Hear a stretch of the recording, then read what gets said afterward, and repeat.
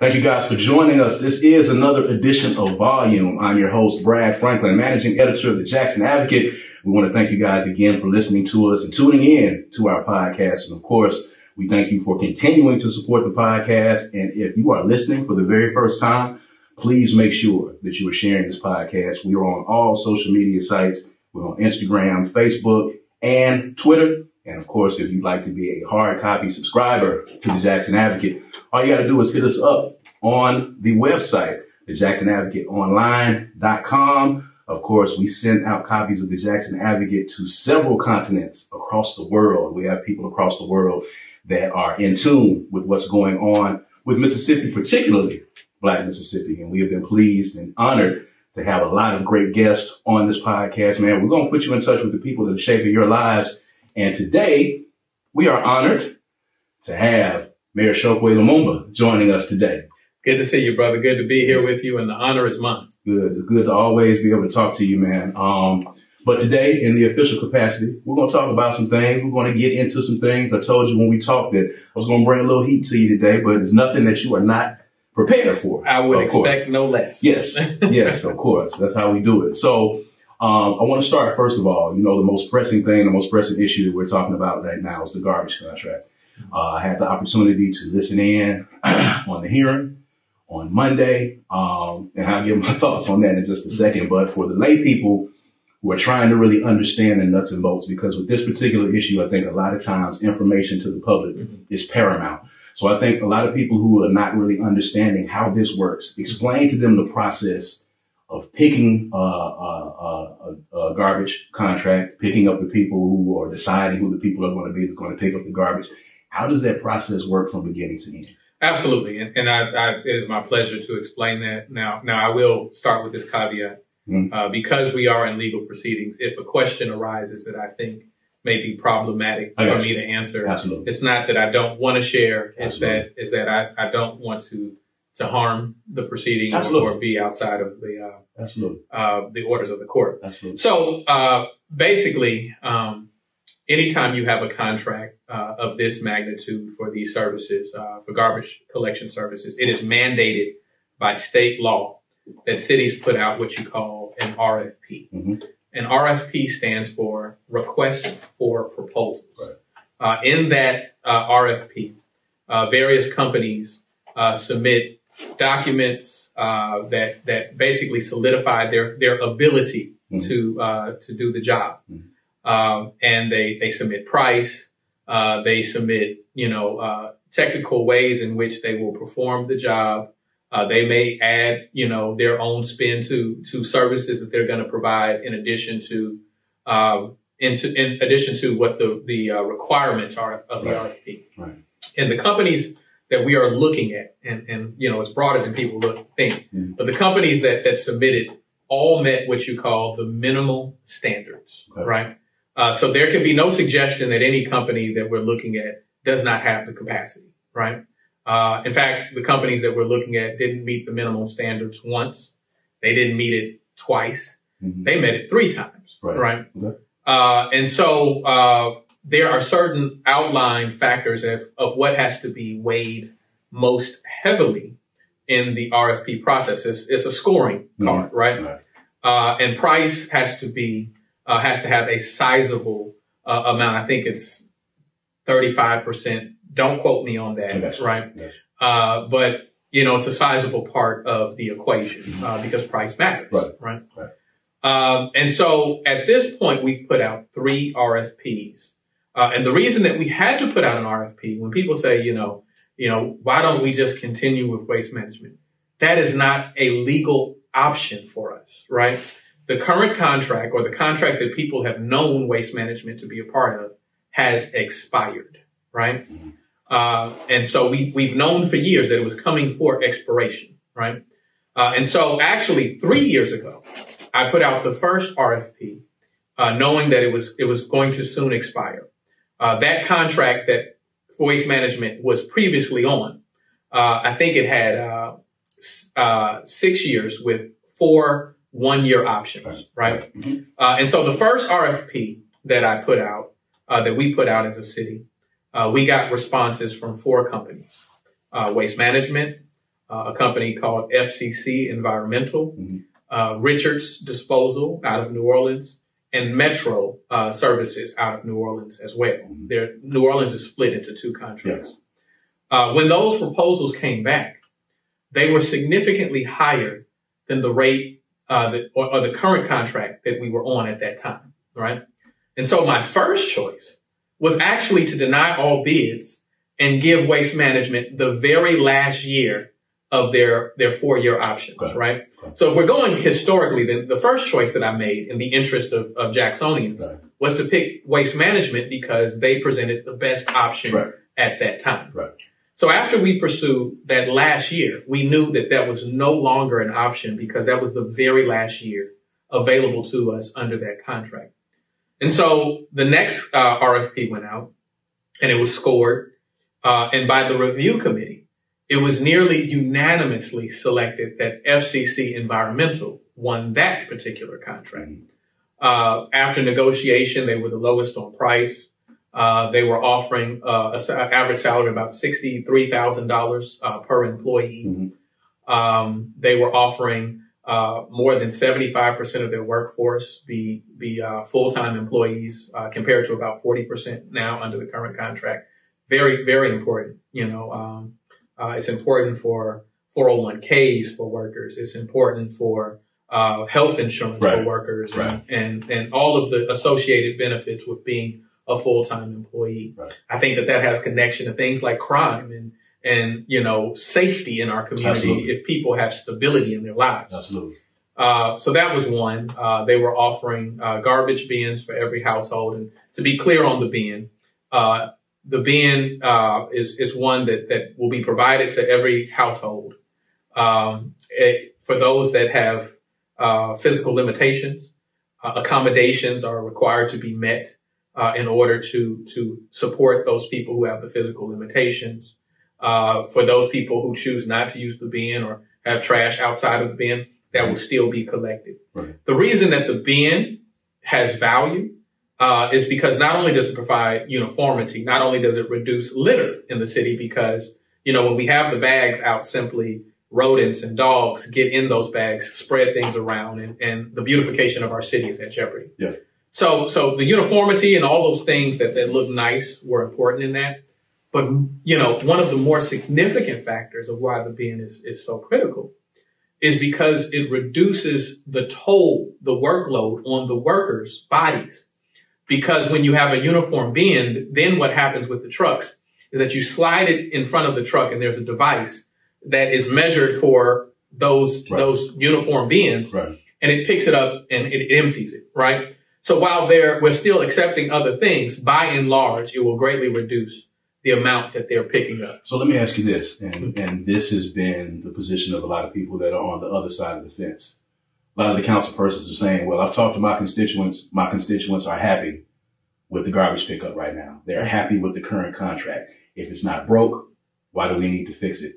Of course, garbage bins for some of our elderly, it's a little bit cumbersome for them to be able to carry that around. Let's just be honest. So when you hear people say, hey, if the constituency, which you're here to serve, is cool with the current contract that we have, why are we, experiencing where we're at now? Well, I thank you for that question, because I would respond to that in a number of ways.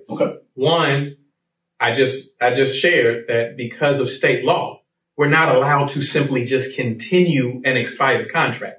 I will go to jail if I continue or just award a contract to someone when it's expired and we don't follow that process. That's one, right? Very significant reason. Two, when we talk about the constituency, and I was going to get into this in the latest RFP, we actually, just to make sure that we talk to everybody, did our due diligence, communicated, what we had to do from the RFP process. We had 3 community meetings, right? Sadly, we lack the presence of several of those council members that are saying that their constituents were against or had those. And so that's not what we, they were recorded. That's not, what we got by and large out of those. Lastly, I would say that with a lot of things, and this has been true from our current service, is that the enjoyment or the appreciation of that contract isn't universal across our city. There are equity concerns. There's some parts of the city that have had no problems and have no problems, right? Right. There are other parts of the city. I just got a call as I was arriving, here for our discussion today. A lady telling me once again, they didn't pick up my trash, right? Mm-hmm. And they haven't picked up our trash in the neighborhood, right? And so we get it on both ends, right? Right. Lastly, not only are we concerned about the level of service to the residents, we're concerned about the workforce. The very workforce that came to me prepared to strike, right? Prepared to strike because of how they were being treated, right? Being made to ride one man on the back of the truck, right? During a pandemic, which meant that we were all home more, all creating more trash, right? Right. And so the amount of trash, the tonnage that we had, like every other city in the nation, in the world for that matter, had increased. Mm-hmm. And they were riding one man on the back of the truck.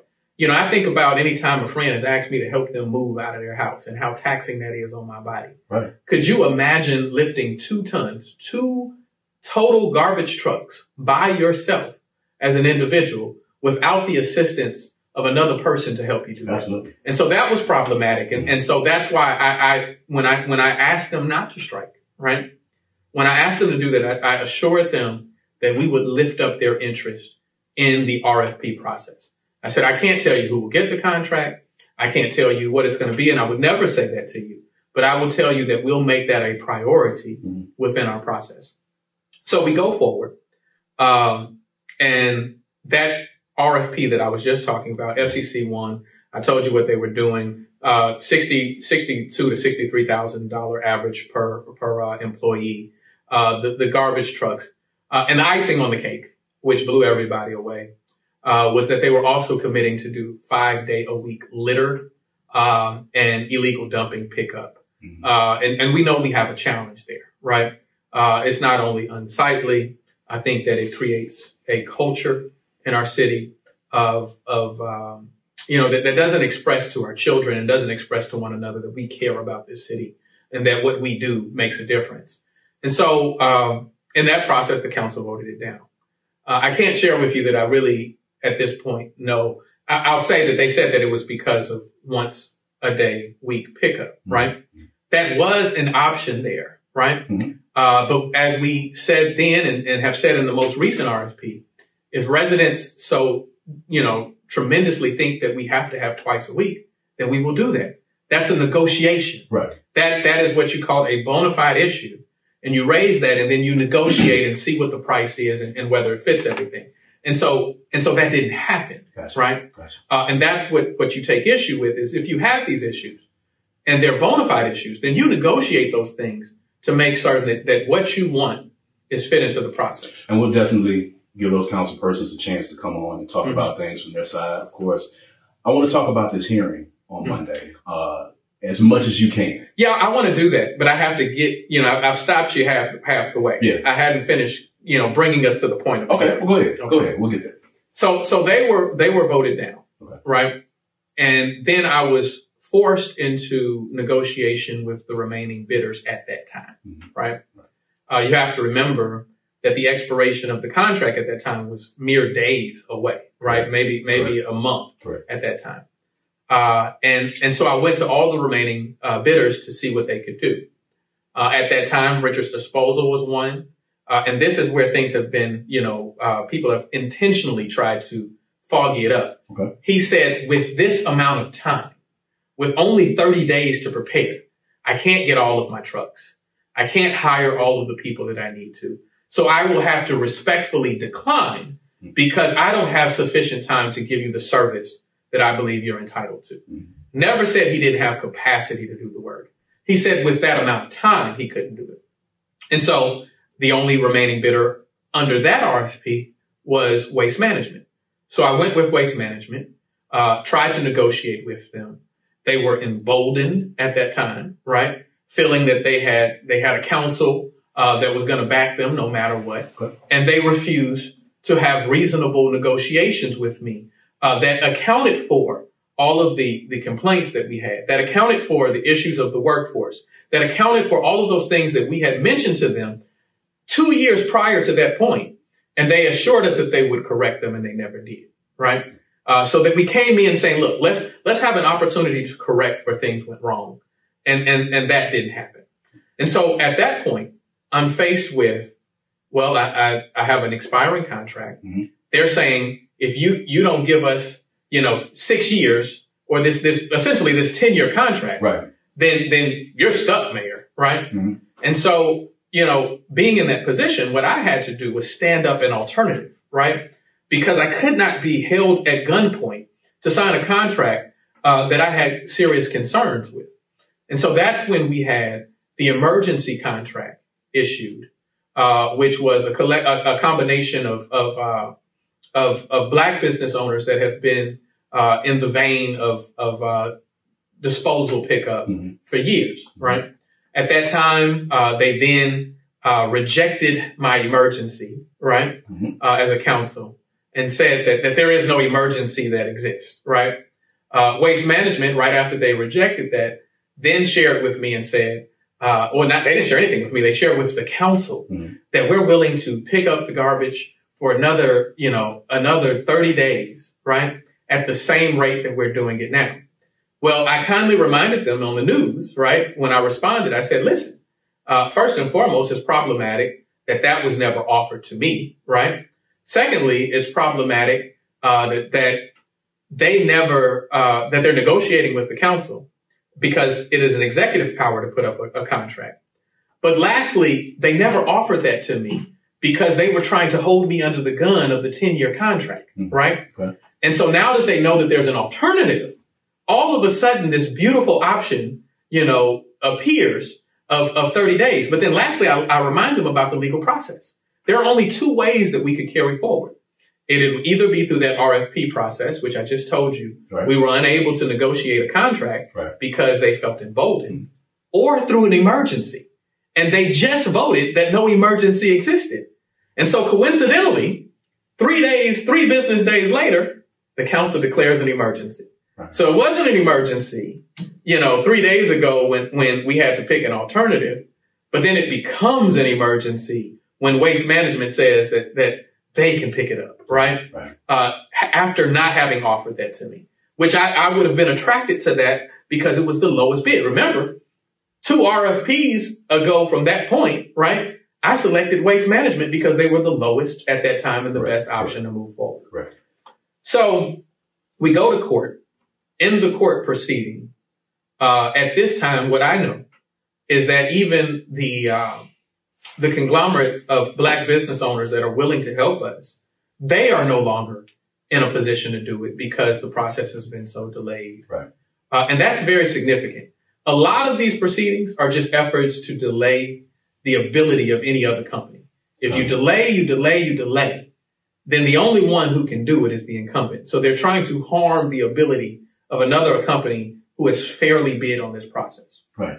And so I want to get to your, I'm going to let you ask me questions. Yeah, I'm sorry. So we agreed to 6 months, right? And I tell them that I want 6 months because one, we have to do an RFP process. Mm-hmm. If you do me 1 month, then we're going to be right at the same place.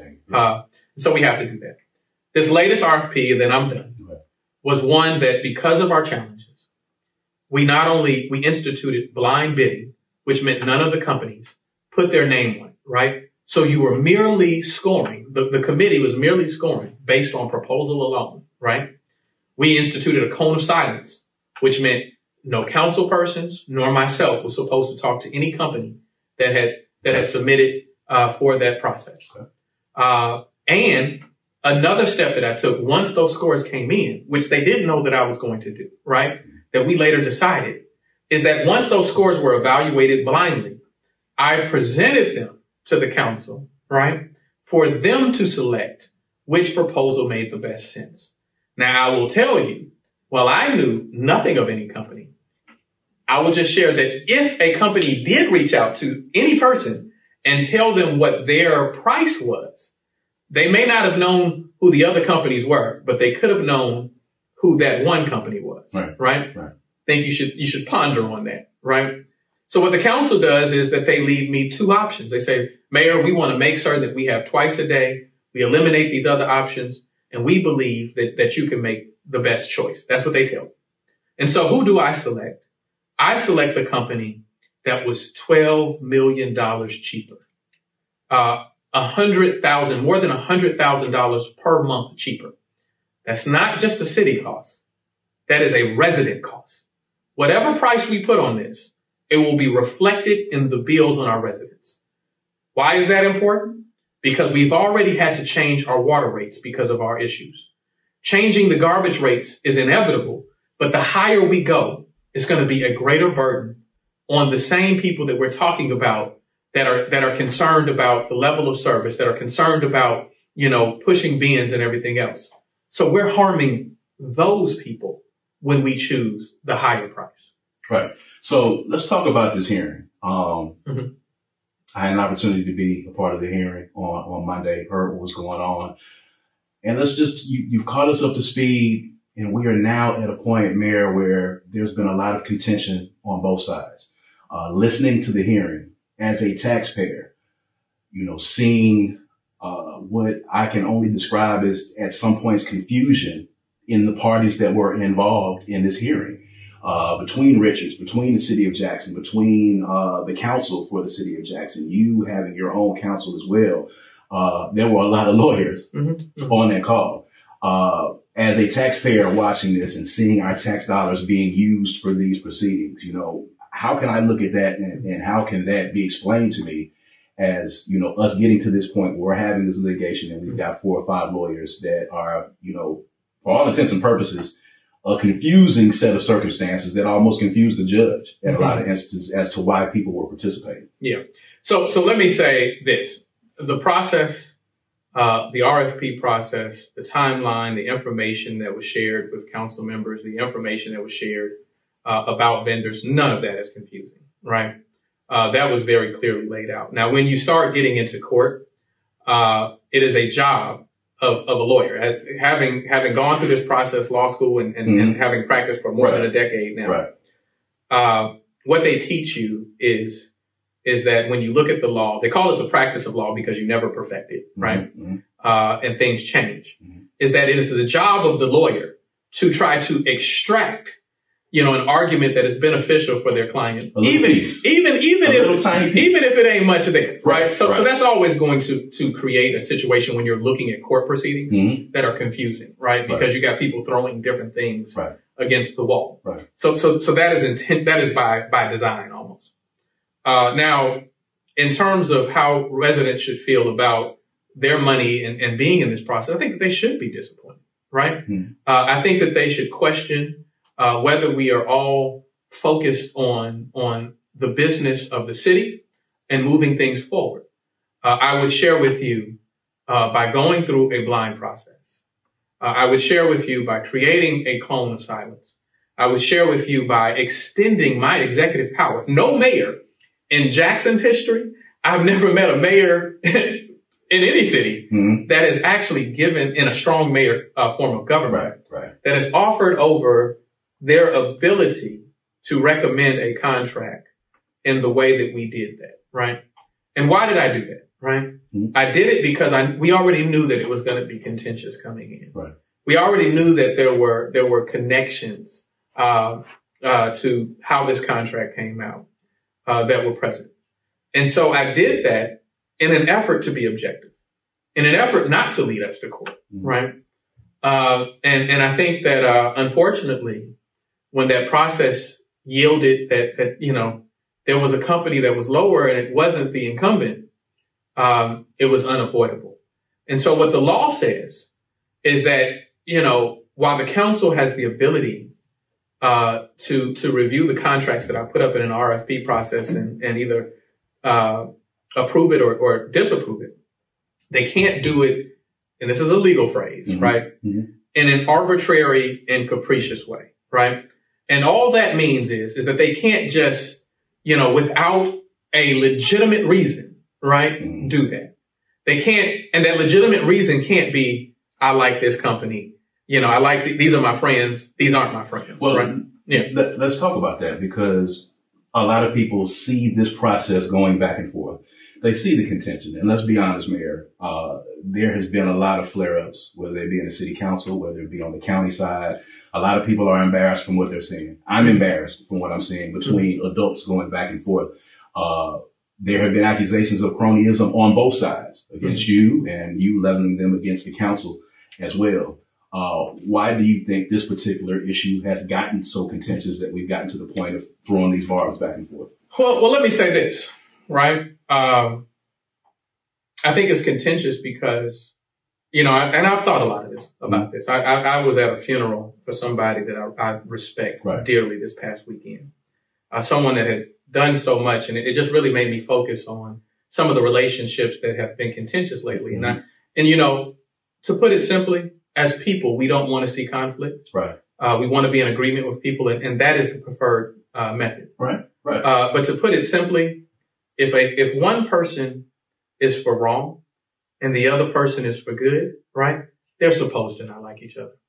They're supposed to not agree, right? You're supposed to have a problem with me, right? If I'm standing for good, right? Now, it's unfortunate that it's that way, right? But there are some things that we just simply can't allow ourselves as a city, right? The cost to the residents, the cost to us in terms of how companies respect us as a city. Those are all important factors. Now, in terms of cronyism being suggested on my side, just take a deep dive into that, right? If I were so inclined to just support somebody that I wanted to get the contract, then one, why have I proposed 3 different companies at different times, right? So I'm working for friends, and when I choose somebody else, the people that I chose before, they just shut up about it, right? They didn't say, well, you're supposed to get this to me. We had made that agreement, right? So that's one that doesn't jive with common sense or reality, right? That's one. Not to mention that the first company I chose was Waste Management, right?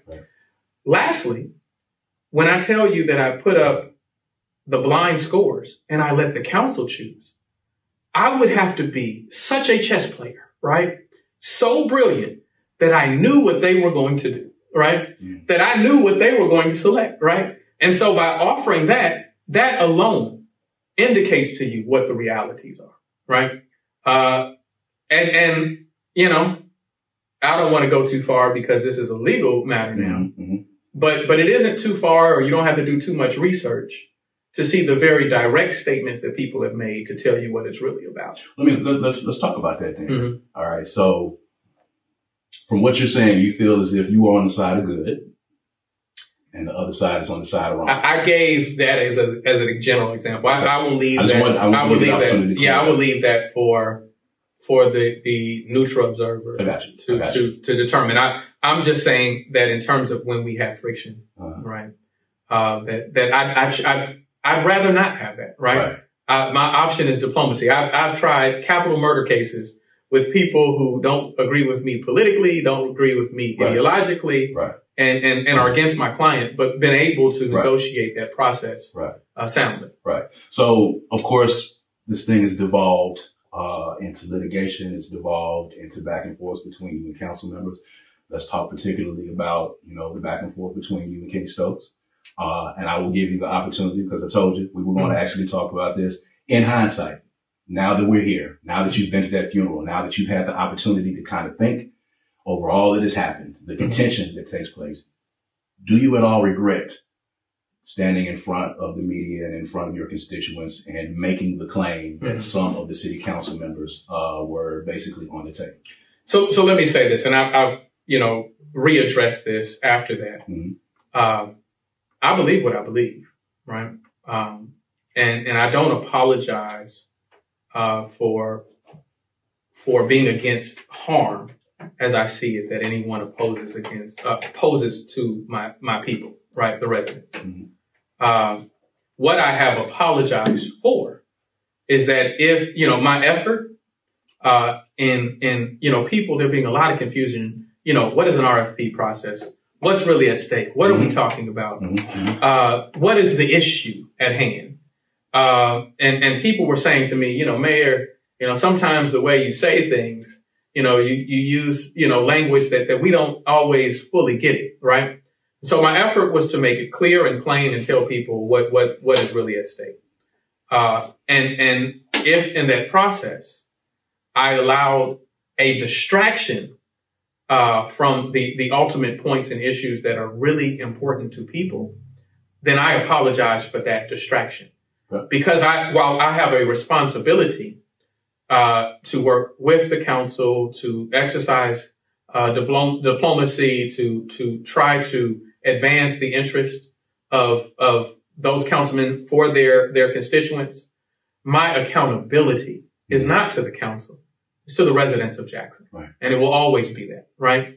And I don't apologize for that, right? Some people see my passion and people have questioned, like, why is he so passionate? Because I'm passionate and I love people, right? Right. That has always been my history. Right. That was my history when I was at the Malcolm X Center as a little boy. That's been the history that I've been raised in. Right. And so I take this very, very seriously, right? And so that is the thing that, I would apologize. And I talk to elders, right? I make myself available for those elders to tap me on the shoulder and tell me, this is what we need you to do. This is where you're right. This is where you're wrong. And I'll share with you that what the elder said to me, what they told me is, we get it now, young brother, right? Now you don't get caught up in that mess anymore, right? You said what you needed to say. Now leave it alone, right? Mm-hmm. And I heed that advice. I take that instruction, right? I think that to the extent that I've made those statements, that it needed to be said, or whether it was an overreach of what needed to be said, mm-hmm. I think now I move forward and I continue to work on these issues. Okay. So currently, the judge is going to take all of this information. He's going to make a decision on it before the end of the month. And as I understand it, if he votes in your favor, that means that the contract that you have in place with Richard is going to take effect. And if he votes against you, then there's going to be another set of circumstances that are going to take place. Yeah. And I'm thankful that you said another set of circumstances, because some people may not pick up on it. Right. So first and foremost, that effort that I gave at allowing the council to select a company, mm-hmm. that was, that was in my discretion, and it was merely recommendation, right? And so one of the important issues is, does another company, Richards has, based on the RFP, based on the law, what it says is that when there's a winning or a company that has won the bid process and it is awarded to them, that you can't vote them down arbitrary or capricious. Mm-hmm. I already explained that. Mm-hmm. And secondly, you can't move on to the next company unless they have failed to agree to any of the terms that are put before them, right? Mm-hmm. We've had hearings where we've asked the council, give me a term that you want. Give me something that's problematic. They failed to do that, right? And so Richards hasn't declined any of those options. Mm-hmm. And so by the RFP, once again, which would subject the city to another lawsuit that we would be hurt tremendously from, an actual valid lawsuit, right? Where we would have to pay the cost of the contract to this company, right? If they were to choose to sue. Mm-hmm. That doesn't allow me to go. So the question is, does another company have a bona fide right to a contract, right? And there's more than just waste management remaining if you dismiss Richards. Right. You still have FCC. So it's not automatically. It's not. No, that's not the law. It's you then, if it was determined that Richards by some reason or some process is now disqualified, mm-hmm. right? Mm-hmm. Then the law says that you have to go to the two remaining. You got to go to whoever's remaining, right? And I can share with you one of the concerns for me, right, mm-hmm. is that out of everyone that proposed, waste management is the highest, right? And when we live in a world where all of our costs are increasing, right? Gas, food, all of those things, right? Unless I have some sufficient and significant reason mm-hmm. to believe that a certain company does not have the ability to fulfill it, right? Then I think my responsibility is to act in the interest of our residents that is the least invasive the least harmful means possible moving forward. Right. So let's pivot a little bit. Let's talk about something that, you know, you probably having to face every day. Let's talk about crime in Jackson. Let's talk about roadblocks. Let's talk about the TAP program, which I am vehemently against, and we will get into that right now as we get into it. Yeah. From your standpoint, explain to me, if I'm a citizen, explain to me why you feel the roadblocks are a viable means of course, the wording now that's being used is that it's not being used for a crime deterrent. It's being used to check insurance, but we all know. We all know. I'm not going to say we all know. We all know that roadblocks, you know, oftentimes cause other problems, particularly for impoverished communities. But, you know, when you see the blowback for these roadblocks, you know, what are your thoughts on that? Well, one, I would say that you know, like the other issue we just left, is that there isn't one set of opinions on that, right? Just as there have been people who I think have raised some important questions. Absolutely. There's been strong support. Absolutely. By a lot. And I'm not talking about one sector of the community. I'm talking about universal. You are correct. Yes. And so that's one thing. But let me first acknowledge this. I believe that when we had that first press conference, which I wasn't present, to talk about those checkpoints, right? I think that the rhetoric was incorrect, right? I don't think that it properly represented what the effort is, right? And so people who may have found disfavor in that, I understand. And you know, we huddled to make certain that wasn't what we were trying to communicate, right? So that first needs to be acknowledged, right? Secondly, and we'll get to the roadblocks in their substance, right? And their efficiency. Right. But secondly, you know, one thing that wasn't lifted up is at the same time that we're checking, you know, to make certain that people, are documented in the way that they need to be, is that we were doing amnesty the entire time, right? For people, right? Literally, you know, people who have all of these fines, trying to reduce them, trying to be sensitive to their economic circumstance, right? And lastly, I would also point to, we just had a press conference this week where we had been working behind the scenes. We've been working with organizations like the Poor People's Campaign and Operation Good, so that really it's the biggest opportunity to interrupt this cycle of riding dirty that people are in, that they are always under the threat. Right. Absolutely. Always under the threat. And not purposely. Yeah. By the way. And I get that. Right. And so recognizing that, right, what we didn't want to have was the unintended consequence, like you said, of criminalizing poverty. Right. So we're bringing, you know, them to actually be with the police. Right. So when they do a roadblock, you know, and someone, you know, has a lot of tickets or something, now by law, right, and for liability purposes, our officers have to issue a ticket, right? Because if you don't have insurance, you go down the street, you hit somebody, right? Then someone can sue the city of Jackson for knowingly not issuing a citation and letting them drive, right? But what we're doing is sending them to that tent so they can get the information, not only of amnesty, right? But, you know, what steps it requires for them to get in better standing, right? And, you know, once they get that insurance, right, you know, our expectation is that those tickets will be dismissed. So under what circumstances are cars being towed and people going to jail? Well, there are people who have warrants that are going to jail. We don't believe that the law allows someone to, you know, go to jail simply for not having insurance, right? I just want to clear it up because there's a lot of cars. And you know, if that has happened, then that is problematic and that is not sanctioned. But then also, sometimes people tell us what they want us to know, right? They may not tell us that they had some warrants on some other things, right? Just like I've had clients that, you know, and I've said, just because people's lack of understanding of the process, I said, have you ever been convicted of anything before we go into this courtroom? No, I've never been convicted. And then I find, you know, that was a drug charge and you know, that was, you know, so well, and I recognize that, because we've been locked out of these processes for so long, Yeah. that we're not always familiar, right? Mm-hmm. And so the challenge is, you know, making sure that we don't criminalize poverty, but also getting our people in a position where, you know, they're not at risk in Jackson.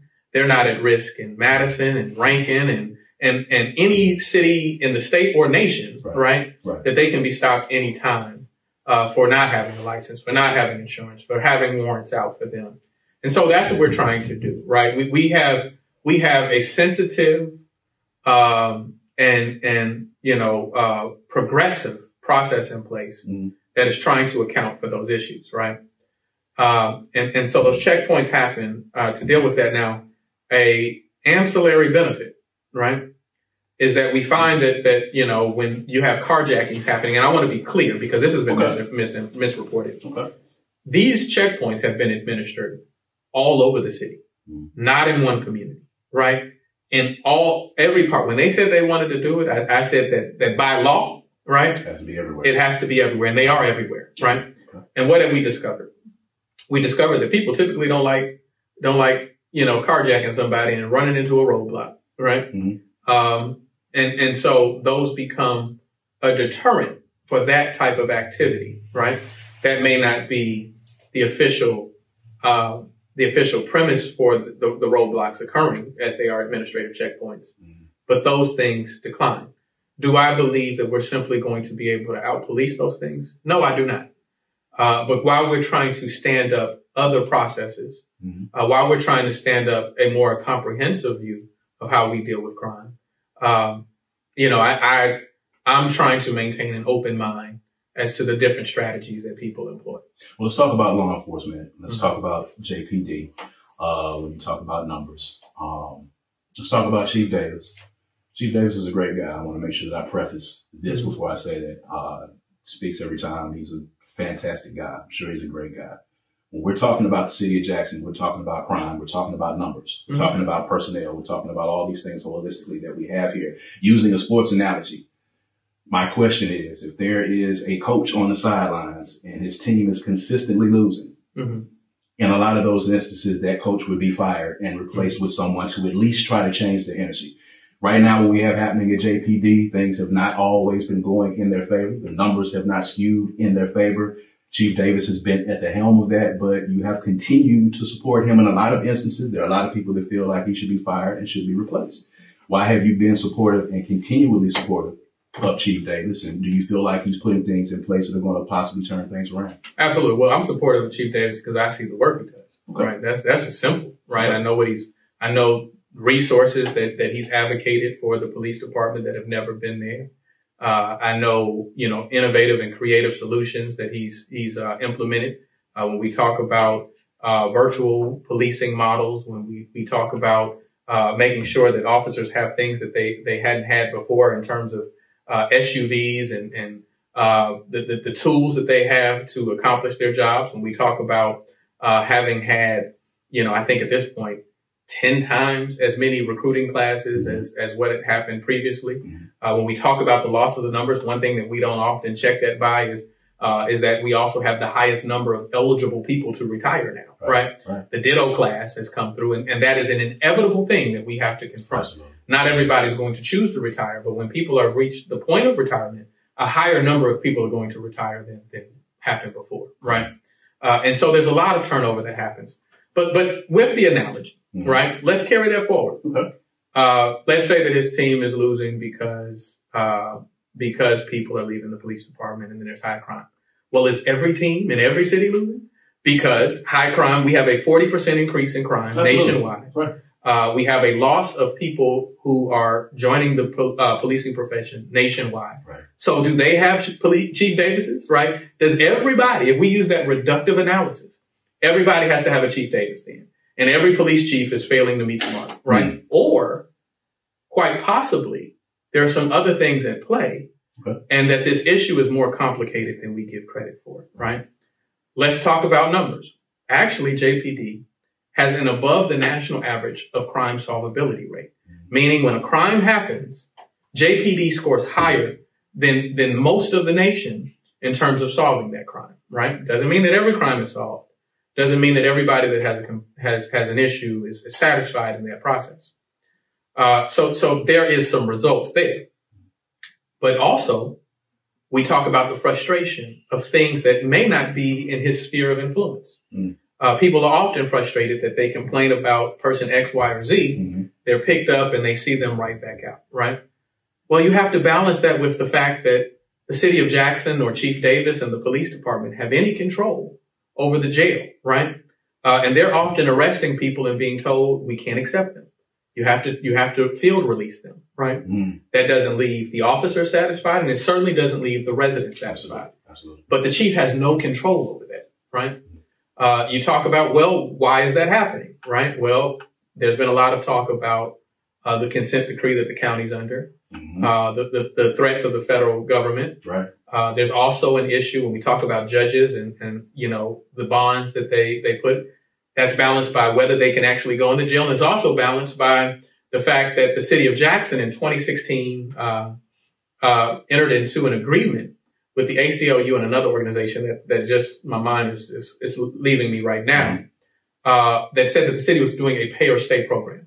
And there are a certain range of offenses that we are required to release people on their own recognizance. Right. What that means is if 48 hours, they're unable to meet bail, they have to be released without paying a dime, right? And you know, we don't have anything to secure their presence in to come, right? So those are the things that are being considered. And you have to think about, well, what do you have in a court system, right? You have a court system that is 3 years backlogged, right? Mind you, everything that I'm telling you, not only is it not in the sphere of influence, meaning that the police chief has no power over this, that the mayor has no power over this, right?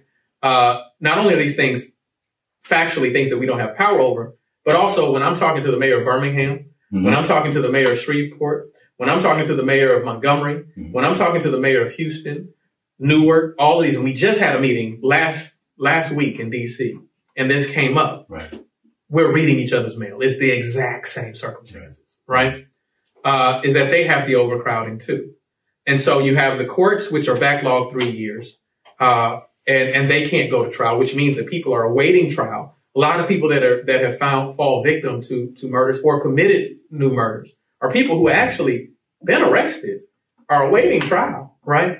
Just the process hasn't gone forward to make a determination of their guilt or innocence and moving them forward. But let me finish that last point. Why is the court delayed, right? Well, one thing that we don't talk about, right, is the fact that the state crime lab is significantly backlogged.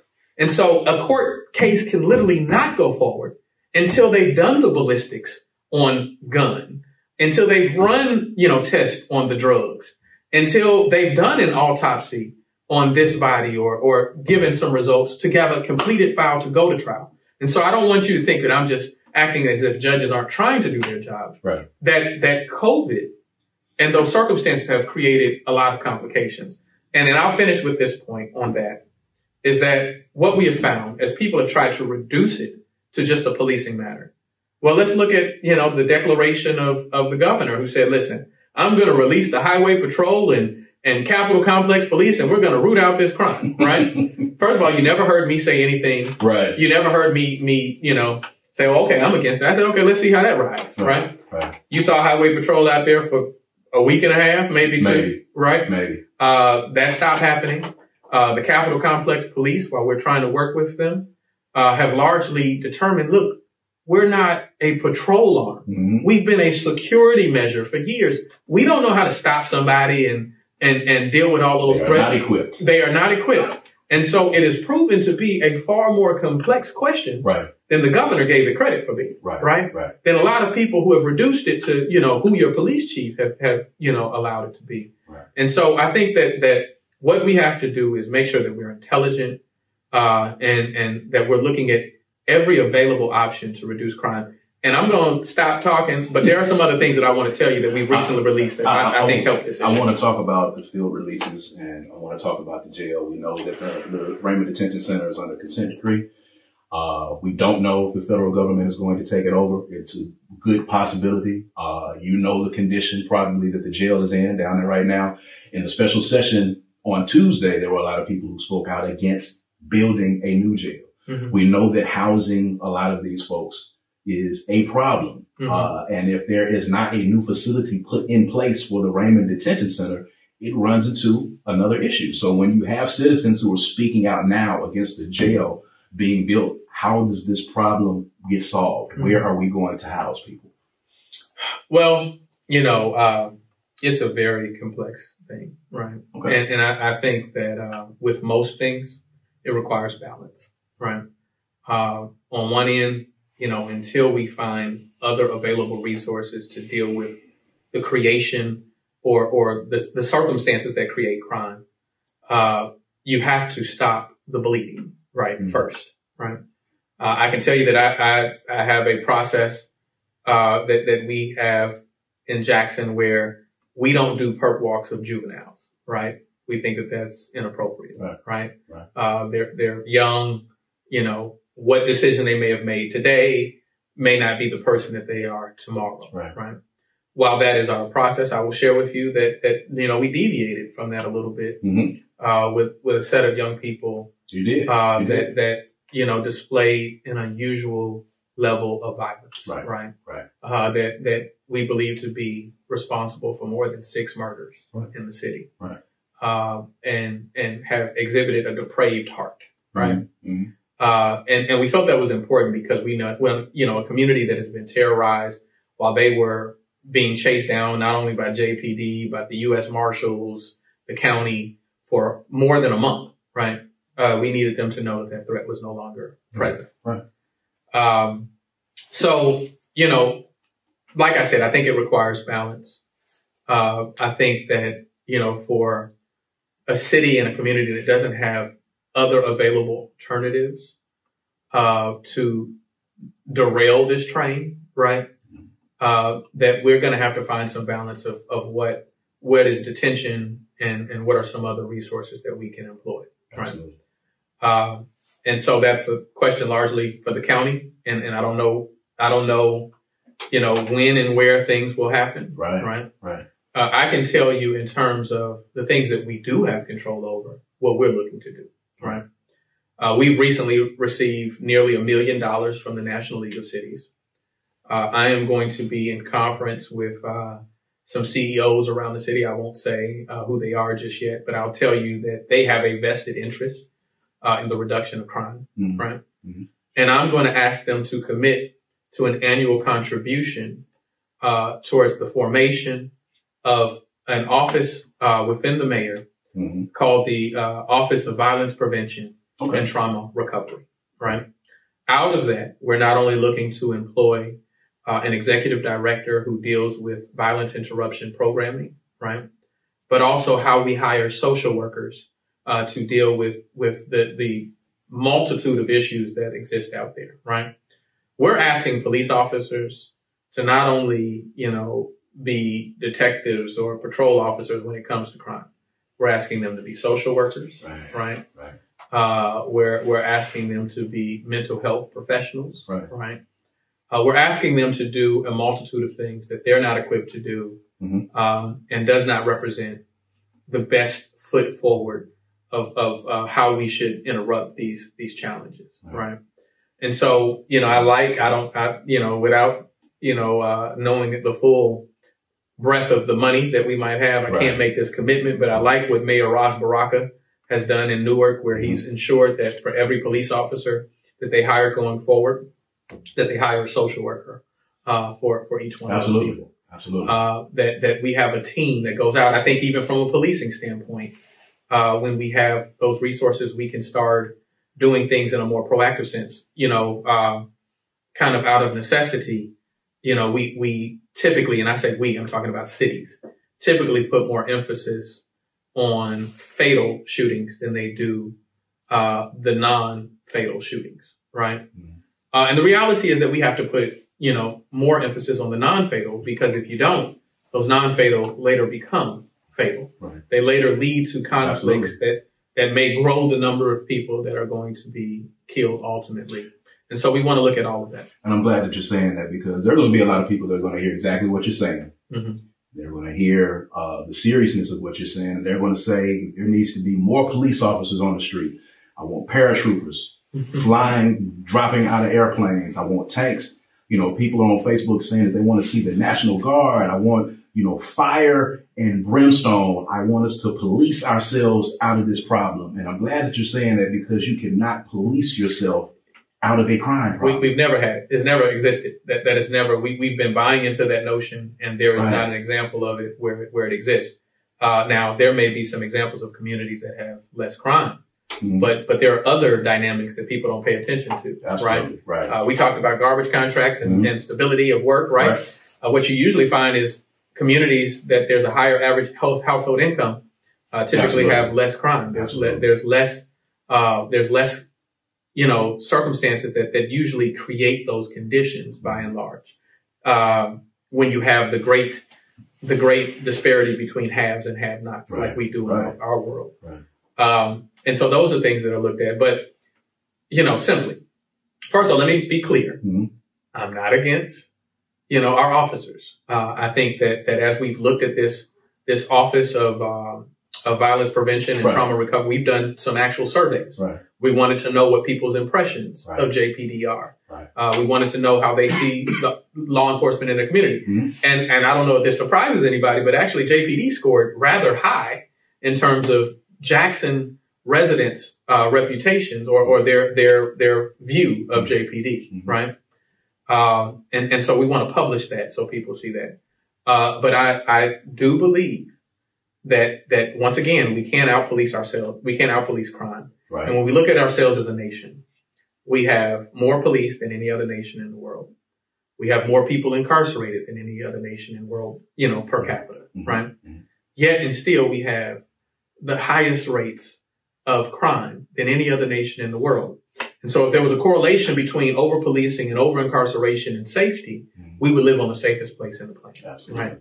And so I have not deviated. I have not lost my mind. I'm still the same Chokwe that I've always been, that has been a part of work of how we support and give dignity in community. Absolutely. But I'm also not trying to be a revolutionary elitist, where I think that I hold all of the answers and the complete understanding of what it means to see a city move forward.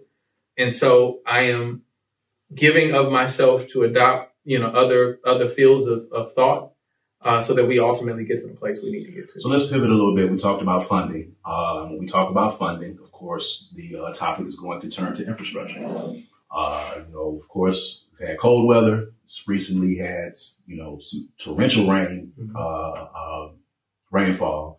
There are a lot of people posting, you know, flooding in their area, in their neighborhood. You know, of course, the cold always brings, you know, pipes breaking, brings leaks and things of that nature.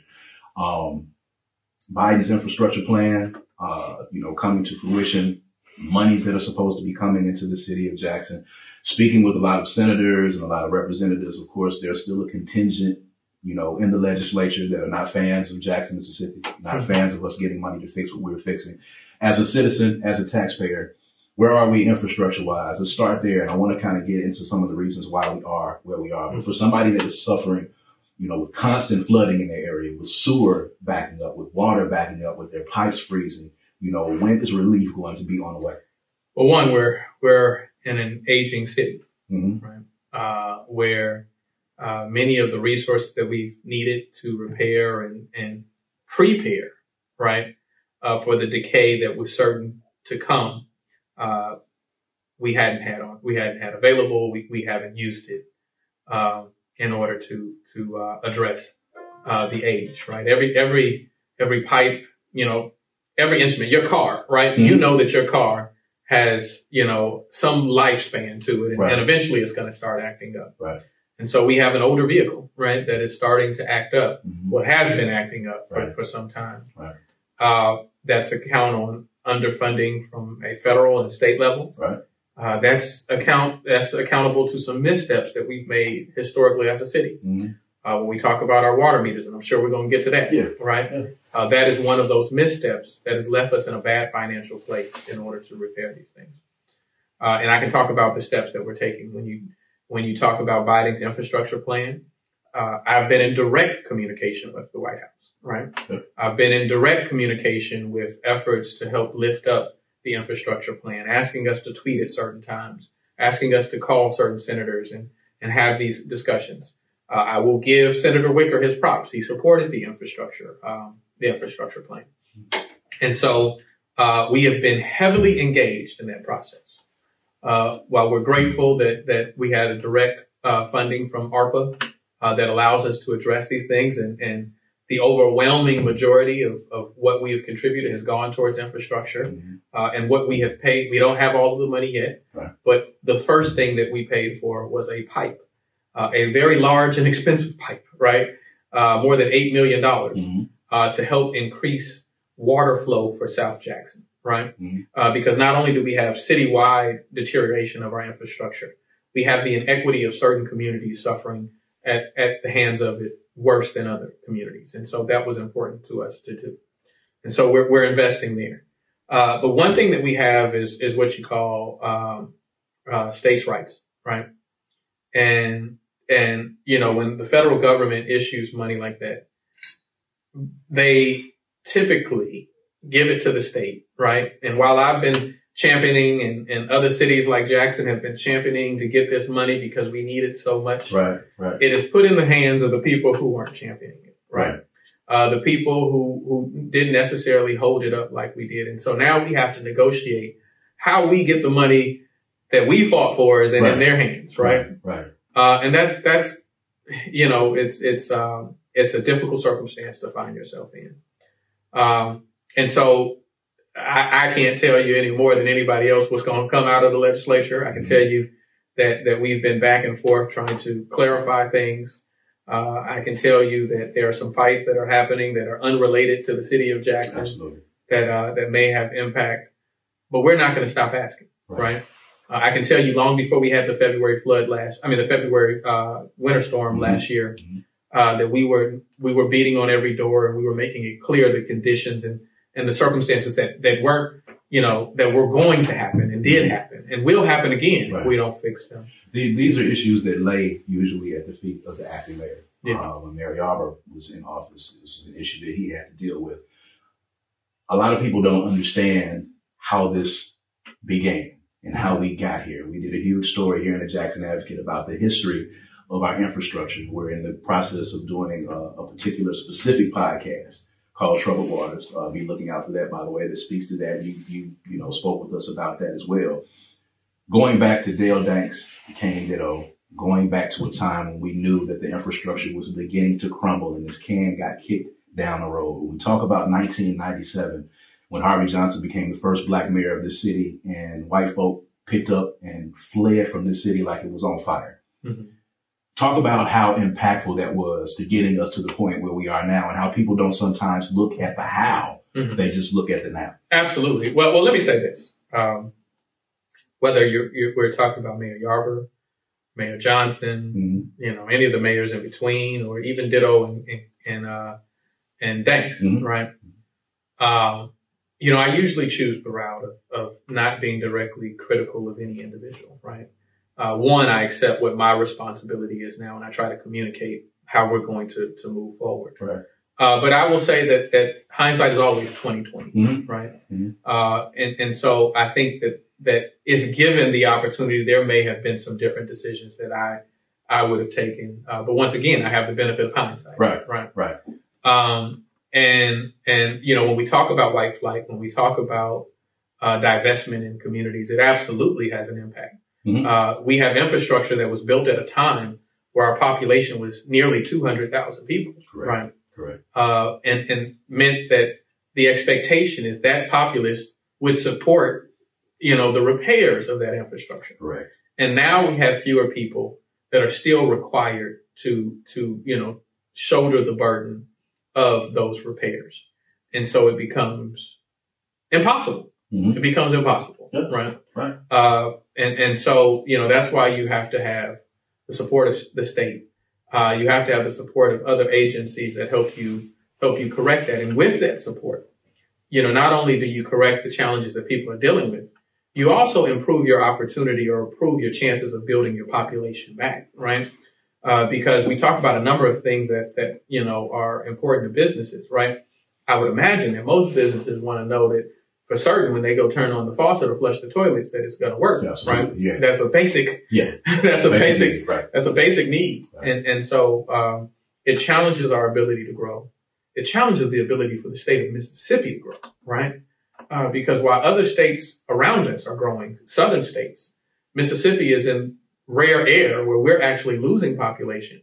And when we've done the research to find out the demographic that the state of Mississippi is losing at the most significant rate, which are millennials or young people, right, we find that what do they like? They like urban cities. Mm-hmm. They like walkable cities. Yep. They like public art. They like all of these things that Jackson presents the greatest opportunity for that. That's not to say that we should only focus on Jackson. And if you like a more rural environment, that you should enjoy that. Right. But we all enjoy this revenue, right, that helps us address our infrastructure and those things. So I talked about the relationship with the federal government. I talked about continuing to knock on the doors of the state leadership. We work with organizations like the Kellogg Foundation that is leaning in to support us. We're also, we work with things like the National League of Cities to help support us. But we're also making corrections ourselves, right? I don't simply talk about the water meter system, right? Mm-hmm. We've investigated, we sued, right? Mm-hmm. We won the largest settlement in the city's history, correct. Even after paying the lawyers, right? Correct. And at a time where I was told that I was absolutely crazy for doing that we were going to end up paying more money to Siemens and all of the things that went through with that lawsuit. And now we're making the correction where we're installing new meters, right? Mm-hmm. We have to do that because, this issue of stranded bills will continue to happen if we don't put in infrastructure that stops it, right? Mm-hmm. And so we want residents to have greater reliability and trust in their water bills. But even doing that alone would not suffice, right? Because we can have the most accurate meters, but if people have this debt that's hanging over their heads, absolutely, right? Yeah. They'll never get past it, much like the analogy of the roadblocks, right? Of course. And yes. I'm sure you were going to head back to that. I was going right back to that. You got to do it. So if they have that, then you find yourself not moving the needle. What's in place for those people who are getting these exorbitant bills? So first and foremost, what people have to understand is what we can and cannot do. The state law and the state constitution prevents us from just alleviating the debt, of residents with those water bills, unless we can show that the bill is in error. And I'll explain what a bill in error is, right? Or that they have a leak, right? Outside of those circumstances, we can't change your bill, right? Now, an error bill is a bill that shows, usage or consumption that you didn't use or consume, right? Mm-hmm. What we have by and large are stranded bills, right? Not that the people didn't use that water, not that they didn't consume it, that they just hadn't been billed in 3-4 years, right? And it's all released on them all at once.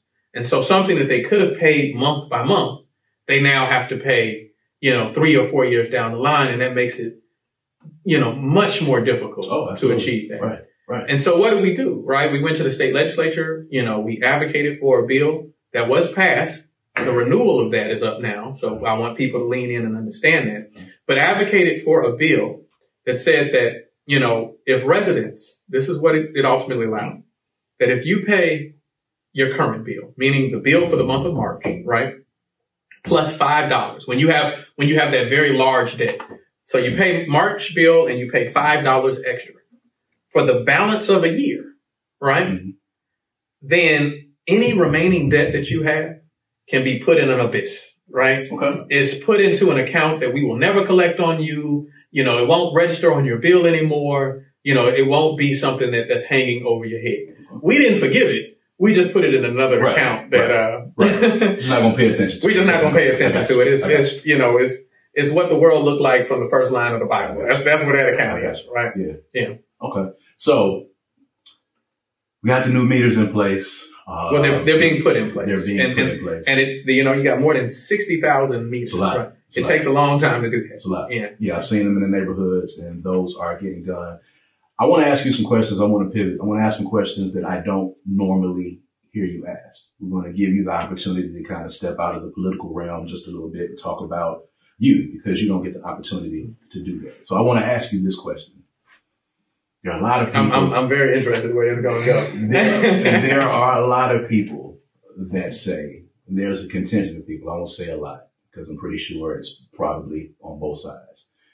I see the mayor out, the mayor's in Atlanta. He's taking a picture with DJ T. Lewis over here, and I see him at Trio, and he's over here with hip hop artist Boo, and he's doing this, and, he's out on the social scene. And I really think that he should be, at home working on trying to, fix our water bills and fix crime. The notion that, as a young black man, that, you are not allowed the ability to, be amongst constituents, to socialize, that kind of thing. When you hear, people complain about seeing you at these different areas and you're out because you're younger than I'm the youngest in our history. In the history. So it might just be that we have not seen someone of your age that actually still goes out and participates in social events. But when you hear that, what are your thoughts when you hear people say that, you quote unquote socialize too much and you're out too much? Well, let me say this. First and foremost, I eat, sleep, and drink the work of this city. My wife will tell you that I wake up in the middle of the night. Sometimes I talk in my sleep about this. So it means a great deal to me. And I will never drop the ball on that. Yeah, right. But in terms of, my social engagement, first of all, one thing they need to include in that I'm also the mayor that gives my number to everybody. Right. I never turn down a picture with anybody. Because one, I'm grateful. I understand that I don't own this position, right? That this is the people's position. And I want to be accessible to people, right? That doesn't mean that I can be in every conversation or every meeting because I'm but one person, right? But, I lift up people who invest in our city. I lift up people who I'm proud of, right? Like DJ T. Lewis, who, is a Jackson son and doing his creative thing, right? But also I have diversity in my personality, right? I will wear a suit and go to the meetings and I can, be in a conversation with the 7th richest man in the world, Mike Bloomberg. I could, give lectures at Harvard. Are they telling that and everything else around the country? But also I could, demonstrate my appreciation of the lowest common denominator, meaning the people, right? And just interact. I'm never disrespectful. No one has ever showed you that they got a picture of me doing anything disrespectful. I'm always aware of the position and title that I hold, right? Do I like hip hop music? Absolutely, right? Yeah. You know that. Yeah. You know how far back I go. Yeah. My father was Tupac's lawyer, right? Represented Buju Banton, a reggae artist and so many other people. So he had diversity in his, in his personality. And so all of that contributes to who I am, right?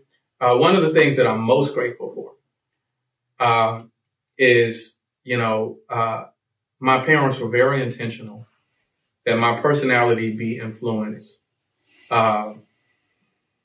by, many vantage points and many backgrounds. And so, I grew up in a what you would call probably an affluent black community, right? Certainly was, there were some impressions made on me by that. And to see black excellence and success was something that was important, right? But they also made certain that wasn't the only thing that colored who I am, right? I can tell you that I probably spent more time, in Georgetown, at the Malcolm X Center, doing, community engagement as a young kid, right? Going to the Maple Street apartments and dealing with that. So all of that is a part of who I am. I appreciate everything that was sown into me in that way. So never doing anything disrespectful. My wife knows where I am if they're concerned about that, right? And sometimes with me, we have the beauty of this opportunity where Jackson State is on a pedestal and is not only changing things for the institution, but the city, but but changing the idea of HBCUs and kind of reviving that legacy. And so going to Atlanta to celebrate that, I think that it should be a problem if I didn't do that. Absolutely. Right. If I didn't go and express appreciation for this moment, for Jackson State and our city. All right. And that's a good thing. Explain for 1 minute, because I want to debunk another theory. I want to use this interview to be able to debunk a few things. The notion of, well, not the notion of, the process of giving a key to the city or a proclamation to the city. There are some people who feel like they want you to drive over to Atlanta, and they feel like there is a physical key that you can go back and get from TI and bring back to Jackson to give to someone else, because there's always complaints when they see things happen. There was an artist that was in Memphis recently. They got the key to the city, of Memphis.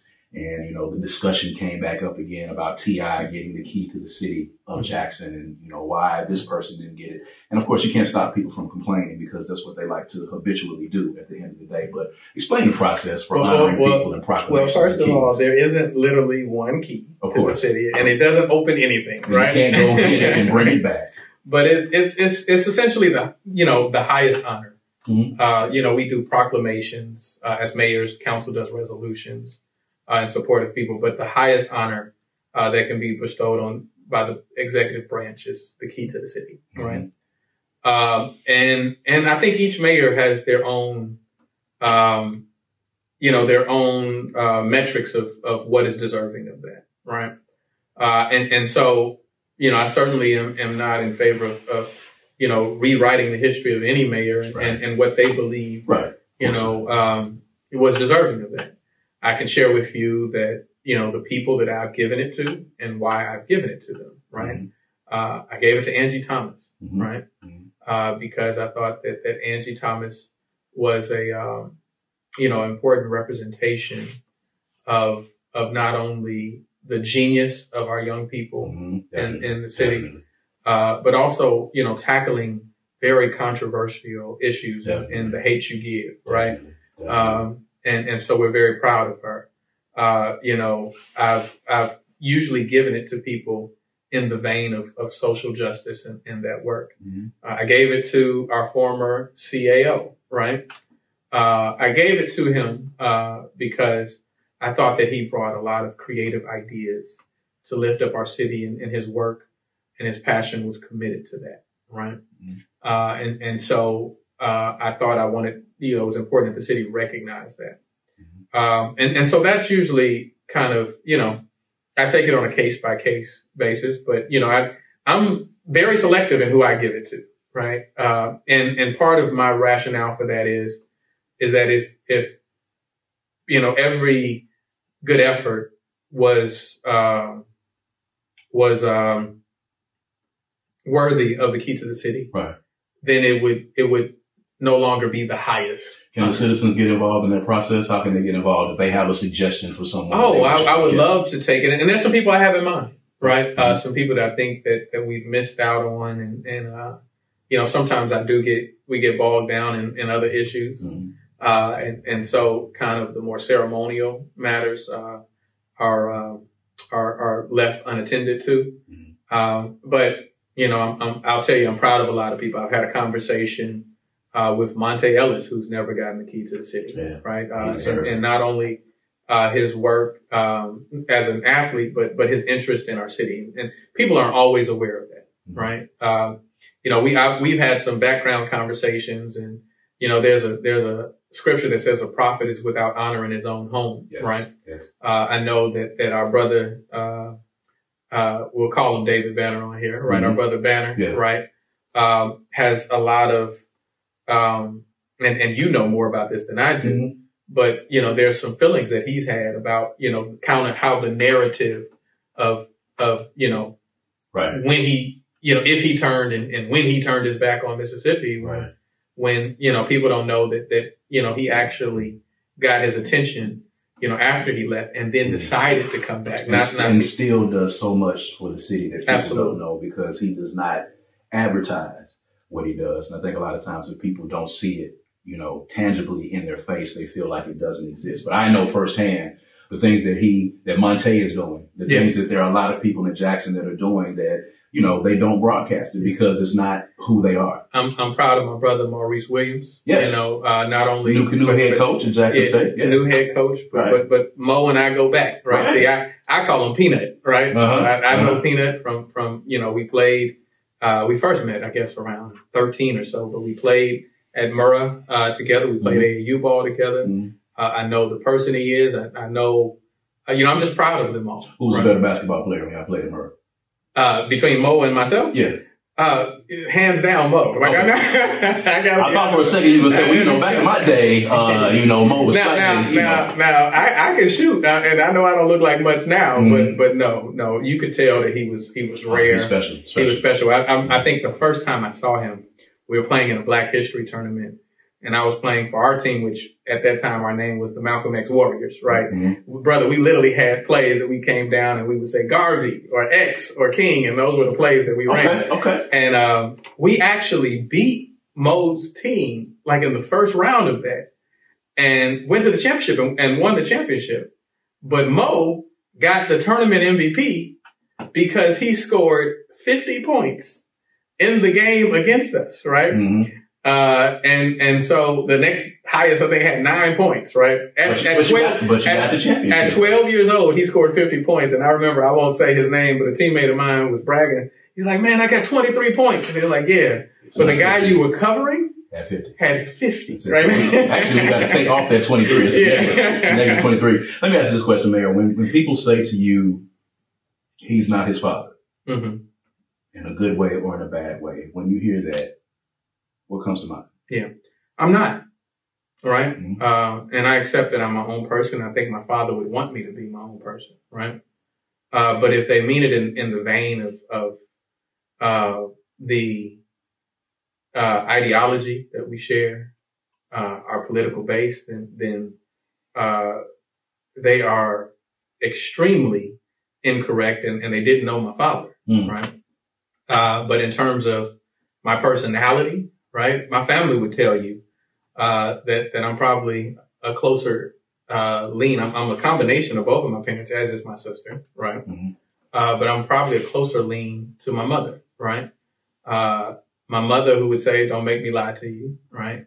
My mother, who was often influencing many of the fights that my father did and took on, and they don't know how powerful she was, right? And so, you know, my personality is probably closer, and the people who are closest to me would say that, right? But I would share with you that, you know, I had the rare opportunity to live with my hero, and my father impacted me, and we had many conversations. I will tell you that my father, being so willing to always be learning and working with people, that strangely enough, you know, I was a person whose opinion he relied on often, right? He would do it in the courtroom. He would do it when we had political questions, right? And so I know what his thoughts were. I know where he stood. But I also adopt that same discipline, or I am not as disciplined of a listener as he is. And I want to be that. That is something I'm improving on. I mean, he was amazing at it, right? But I adopt that same, frame of thought that says that you can learn from everybody, right? And I'm still trying to do that. And will continue to do that. But, you know, I think I am a different person. I think that the expectation is that all of our children, be a better version of ourselves. And I'm not saying that I'm that, but, you know, none of us hope that our kids are the exact replica of us. We want them to be better, and we want them to grow and learn. And so hopefully I'm growing and learning.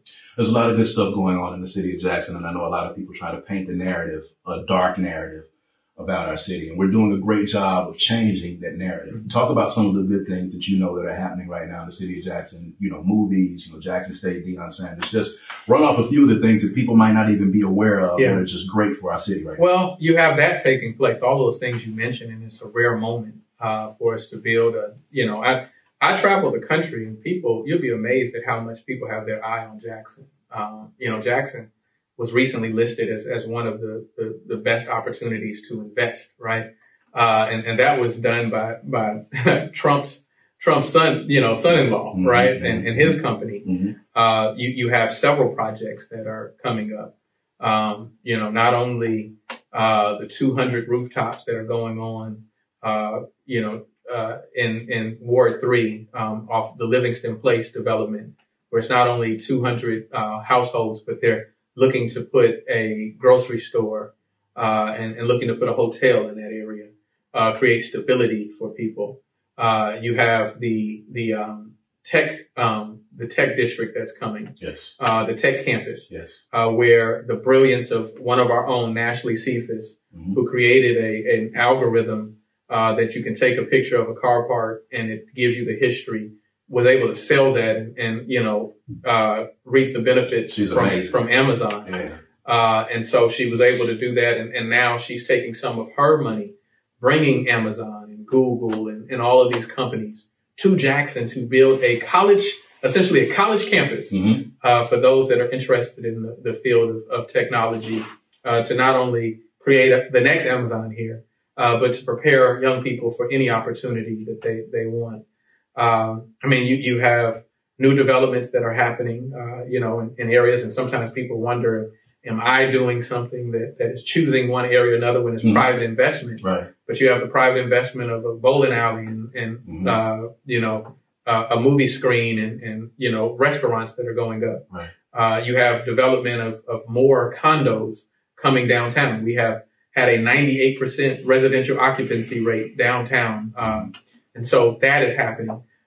With the success of Jackson State, I think it necessitates conversations over, a new home for their football team.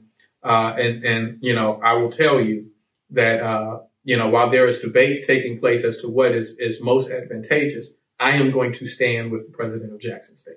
Right. I'm going to stand with him and so make sure that we work in combination with one another. And so we look for that opportunity and how that opportunity opens up the cycle of a medical corridor and all of those things. And so there are many things. There are, right across from the West End, they're looking at doing a large residential development there, to build on those things. And so we're happy at the things that we've seen, but we're not satisfied. I want to piggyback off that real quick before we wrap. People say, well, Fondren always gets this. Bellhaven always gets that. This neighborhood always gets this. Eastover always gets this. What's wrong with West Jackson? What's happening in South Jackson? Kind of explain, from your vantage point, how that works and what do those concerned citizens in those areas need to do to try to begin to create the type of development that you see? Well, first of all, know that the mayor or the administration plays no role in the selection of that. Those are private investments. And those are areas that from a technical standpoint, many developers see as being investor ready, right? And so our goal and mission has to be, how do we better position those communities that aren't seeing the investment to be investor ready? And so that's why I've lifted up things like cooperative businesses, right? To that end, with our ARPA funds, we've put in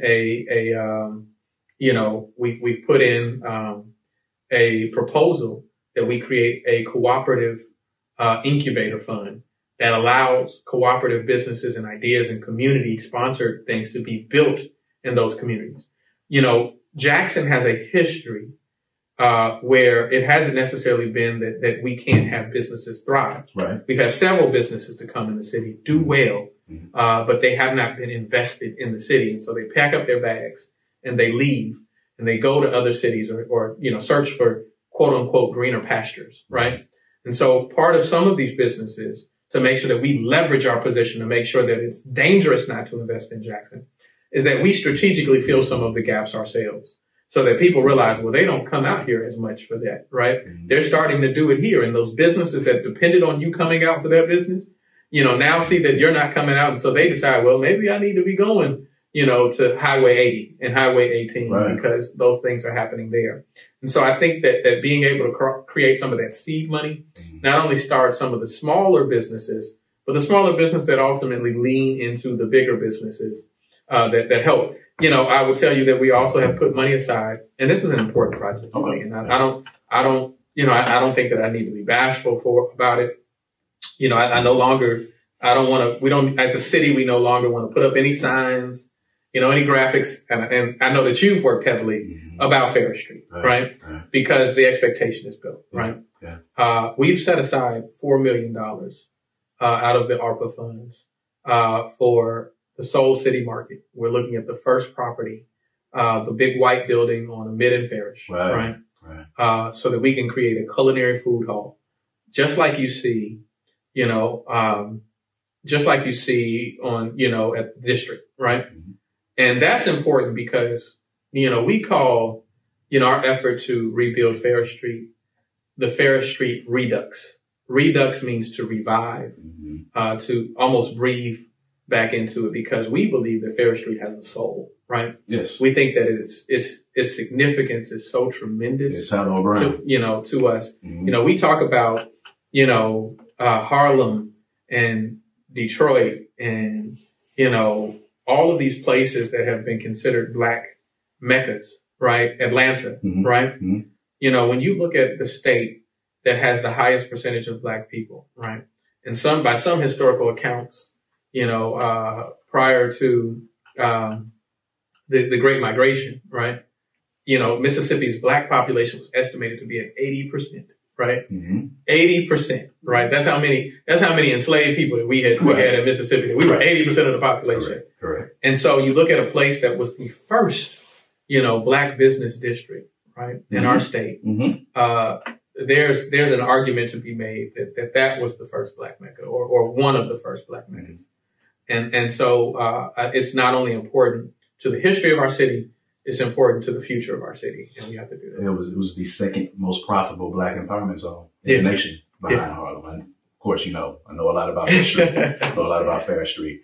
And a lot of good things are happening in the city of Jackson. And we thank you for coming on board and having this candid conversation. I'm glad you had the opportunity to go beyond sound bites to kind of explain to your constituents about what's happening in the city of Jackson and some of the issues that are happening in Jackson. I'm honored to have been able to be the person that was able to talk to you about this. And we are honored that the Jackson Advocate to have had you here. We want you guys to make sure that you're listening to this episode of the volume, the podcast. Make sure you share it with someone. I think this is vital for citizens of Jackson and citizens of the state of Mississippi to hear what's going on in our capital city, celebrating 200 years. Absolutely. It's 200 Jackson. Although all of those 200 years were not that favorable to Black folk. We won't actually get into that, but we'll celebrate for the sake of celebrating right now. It's a very huge part, and we'll definitely have you back on as we get into that bicentennial celebration. But of course, with the Jackson Advocate Managing Editor Brad Franklin, for Joshua Martin, our Content Engagement Editor, and for Mayor Chokwe Antar Lumumba for joining us today